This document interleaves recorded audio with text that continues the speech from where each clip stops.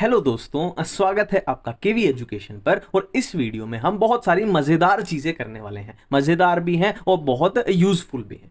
ठीक है, तो बिना किसी टाइम वेस्ट के स्टार्ट करते हैं। आप चाहो तो वीडियो को लाइक भी कर सकते हो। ठीक है, तो स्टार्ट करते हैं। सबसे पहले हम करेंगे ऑल पीएच ऑफ एनसीईआरटी की अपनी एनसीईआरटी में जितनी भी पीएच दी हुई हैं वो देख लेते हैं। ठीक है, तो यूरिन की पीएच कितनी होती है? 6 है, मतलब एसिडिक साइड है। ब्लड की 7.4, स्पर्म की कितनी है? 7.2 है। स्टमक की देखो, स्टमक में क्या होगा? HCl होगा, तो HCl हाईली एसिडिक होता है, तो स्टमक में हाईली एसिडिक 1.5 से लेकर 3.5 तक पाई जाएगी। सलाइवरी अमाइलेज 6.8, एसिड रेन की लेस देन 5.5। गुड सॉइल की पीएच कितनी होती है? 5.6। ठीक है, नेक्स्ट हम बात करते हैं ऑल फादर्स इन बायोलॉजी। ठीक है, देखो father of biology Aristotle, father of zoology Aristotle, father of botany Theophrastus, father of taxonomy Linnaeus, father of genetics सबको पता है Mendel, father of ecology Reiter, father of ecosystem O P Odum, father of biodiversity Edward Wilson, father of green revolution Norman Borlaug, father of blood circulation William Harvey.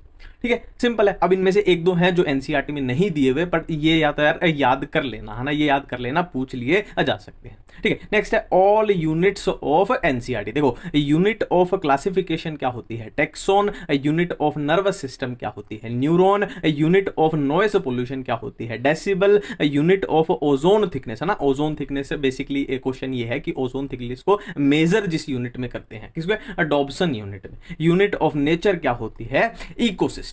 ठीक है, अब next बात करते हैं। देखो अब फंक्शनल यूनिट्स की बात हम कर रहे हैं कि फंक्शनल यूनिट ऑफ किडनी क्या है? नेफ्रॉन है। फंक्शनल यूनिट ऑफ कॉन्ट्रैक्शन क्या है? Sarcomere. Functional unit of inheritance क्या है? जीन है। फंक्शनल यूनिट ऑफ लंग्स क्या है? अल्वियोलाई। नेक्स्ट हम बात कर रहे हैं structural and functional unit. Structural and functional unit of living organism is cell, of liver is hepatic lobule. फिर से बोल रहा हूं, ये एनसीईआरटी में लिखे हुए कंफ्यूज कर सकते हैं। ठीक है, तो ध्यान में रखना। ठीक है, structural and functional unit of muscle क्या होगी? सार्कोमियर। ठीक है, नेक्स्ट है कि कौन सी टर्म किसने दी थी? देखो टर्म लिंकेज किसने दी?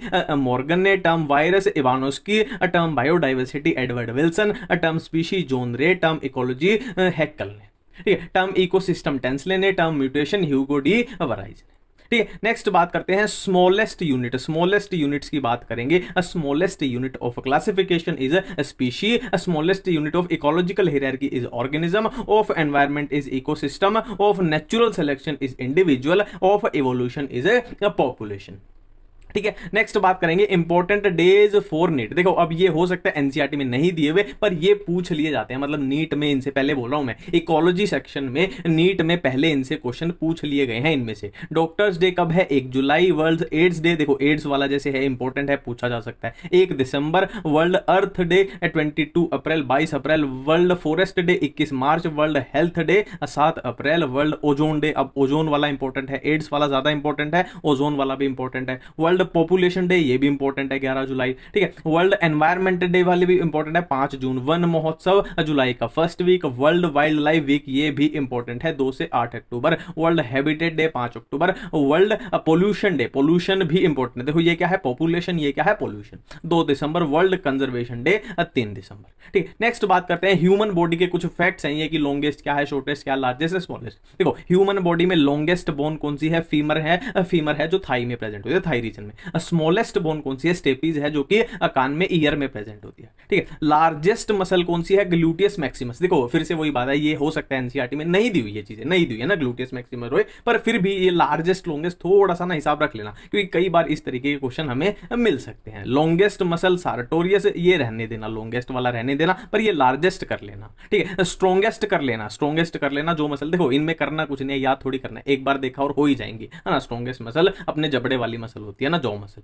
ठीक है, लार्जेस्ट ऑर्गन, ये तो भाई सीधी बात है, ये तो क्वेश्चन बन ही सकता है, इसमें कोई लॉजिक वाली बात नहीं है ना, इसमें वो नहीं है कि एनसीईआरटी से बाहर, ये तो बन सकता है। लार्जेस्ट ऑर्गन लीवर है। स्मॉलेस्ट ग्लैंड पीनियल है। Largest artery अयोर्टा।